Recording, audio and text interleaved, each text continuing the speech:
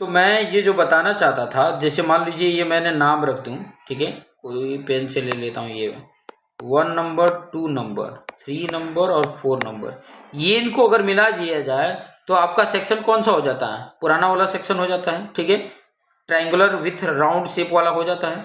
और उसका एरिया जो था, उसका मतलब इसकी एरिया में है, उसके एरिया में सिर्फ मुझे ये ऐड करना होगा, ये एरिया ऐड करना होगा। पहले उसका एरिया कितना आया था? उसका एरिया आया था y square theta plus cot theta था।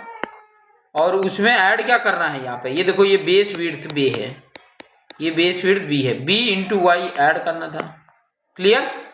पेरीमीटर की बात करेंगे तो पहले वाले में कितना पेरीमीटर आया था? 2y theta plus cot theta. और इसमें क्या ऐड करना? खाली ये बी ही तो ऐड करना है, बी ही तो ऐड करना है, ठीक है। इतना और प्लस इतना की वैल्यू ये इतना था, और ये बी ऐड कर दे तो वेटी पेरीमीटर हो गया। और इसके बेस पे हाइड्रोलिक रेडियस मेरा क्या हो जाएगा? ए अपन पी। ए की वैल्यू कितनी है? Y square theta plus cot theta में बी वाई ऐड कर दिया, और यहाँ पे 2y theta plus cot theta plus b हो गया। क्लियर? समझ में आ गया? इस तरीके से मेरा हाइड्रोलिक रेडियस मिल जाएगा। क्लियर हो गया? समझ में आ गया ना? बात समझ में आ रही है? ठीक है, बात समझ में आ रही होगी।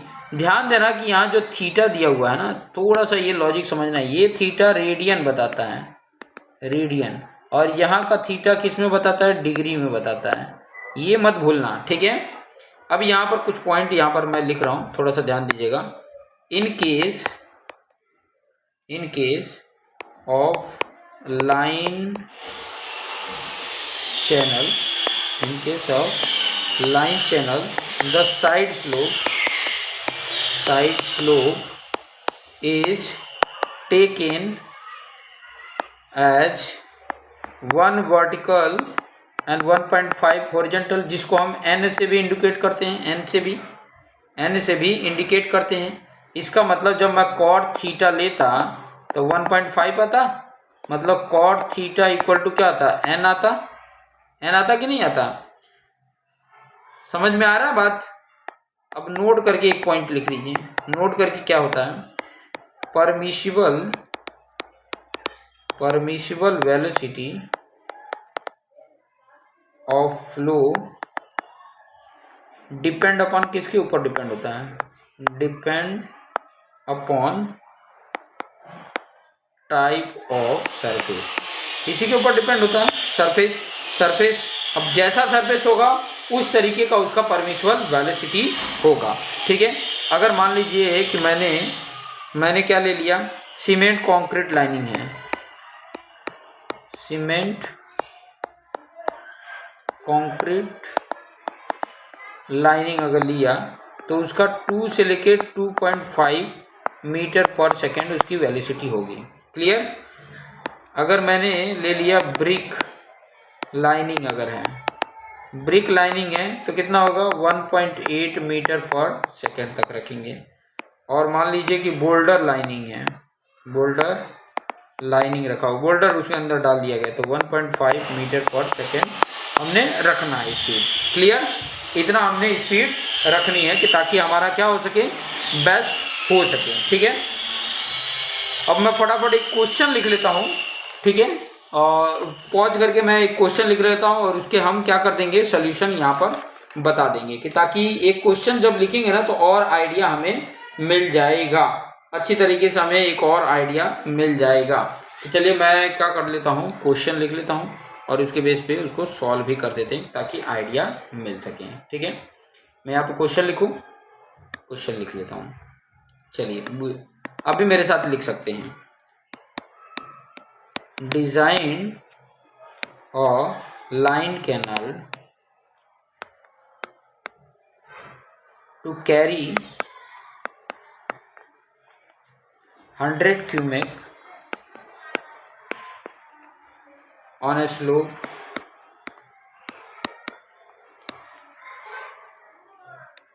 of 1 in 2500, maximum permissible velocity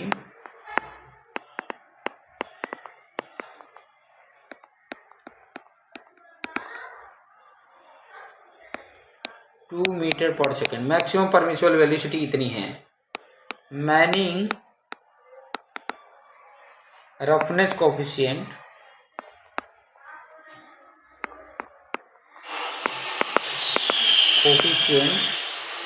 0.013 and side slope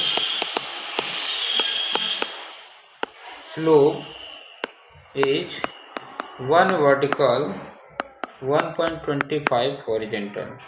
और एक ऐसा सेक्शन है अभी जो हमने लिखा ट्रेपेजॉइडल चैनल सेक्शन।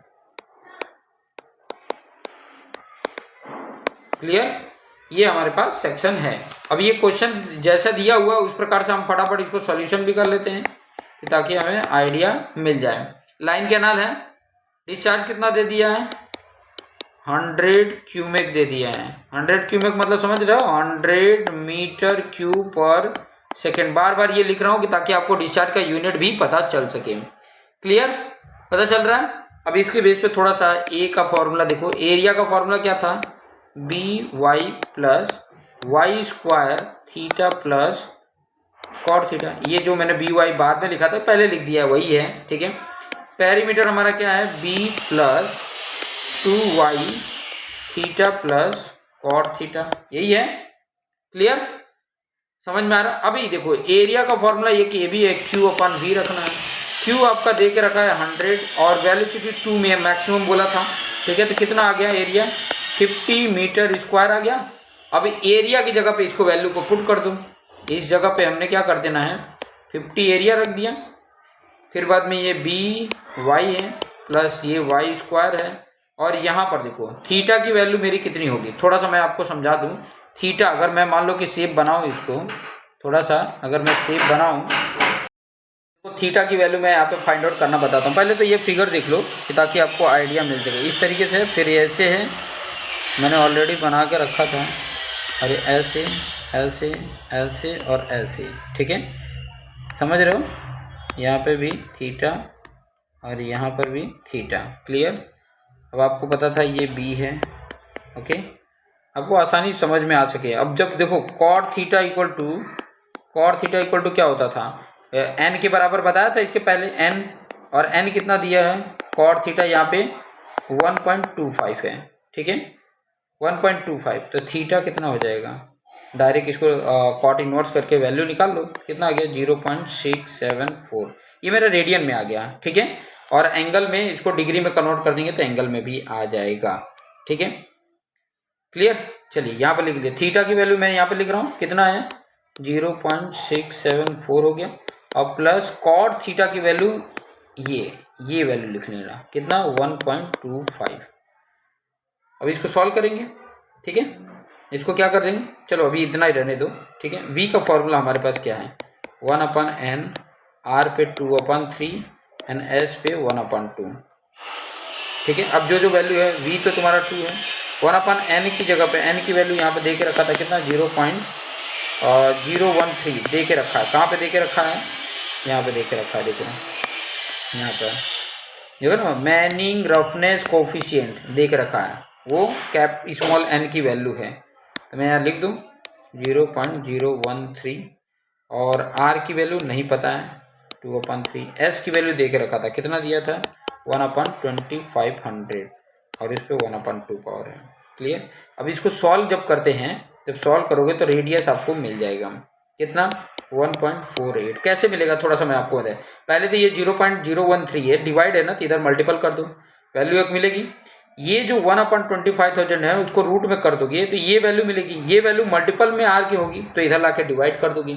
डिवाइड कर दोगे तो उसके ऊपर हमने रेज टू पावर कौन से करना है, जो आर के ऊपर उल्टा पावर कर देना, 3/2 पावर कर दो तो आर की वैल्यू ये आ जाएगी मेरी, ठीक है। आर की वैल्यू मिल गया। अब मेरे पास आर का फॉर्मूला क्या होता है A/P, ये होता है आर की वैल्यू 1.48, ए की वैल्यू हमने फाइंड आउट किया 50 और P ये है, तो तो इससे P आपको मिला 33.78 मीटर। क्लियर। अब ये जो है वो आप इसके पेरीमीटर का फॉर्मूला क्या था, b plus 2y theta plus cot theta, यही है। इसमें पुट कर दूं, यहाँ हो गया 33.78, यहाँ पे b और ये 2y और थीटा की वैल्यू कितनी आया था 0.678, कितना आया था देख लेते हैं, 674 है, 674 और ये 1.25 था। क्लियर, समझ में आया। अब तुमने देखो, एक तो एरिया वाला इक्वेशन मैंने यहाँ पे बनाया था, एक इक्वेशन नंबर 1 ये ले लो और ये वाला इक्वेशन नंबर 2 ले लो। इन दोनों को जब हम सॉल्व करेंगे फ्रॉम इक्वेशन 1 एंड 2